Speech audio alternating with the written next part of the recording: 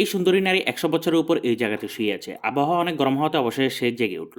জাগার পর সে দেখতে পেল তার শরীর ১০০০ মিটার লম্বা হয়ে গিয়েছে এবং সে নারকেল গাছ উপড়ে ফেলতে পারে। তারপর সে তার বড়, বড় পা দিয়ে রাস্তার উপরে আসলো এবং রাস্তার উপরে গাড়ি তার সামনে একদম খেলনার মতো দেখাচ্ছিল।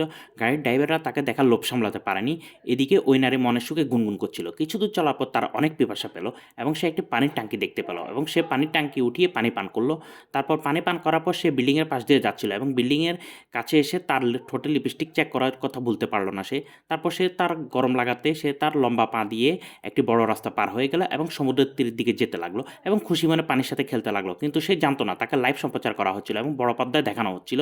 তার কিছুক্ষণ পর মহিলা জাদুশক্তি প্রয়োগ করলো এবং স্ক্রিনের নিচ থেকে খুব দমকা বাতাস বেরিয়ে আসলো এবং মহিলা স্ক্রিন থেকে বাইরে বেরিয়ে আসলো এবং লোক এদিক ওদিক ছোটাছুটি করতে লাগলো। কিন্তু গাড়ির ভিতর থাকা কাপল বুঝতে পারলো না যে কি হতে যাচ্ছে। মহিলা ওই গাড়িটি হাতে নিল এবং গাড়িটিতে জোরে ঝাঁকুনি দিয়ে নিচে ফেলে দিল।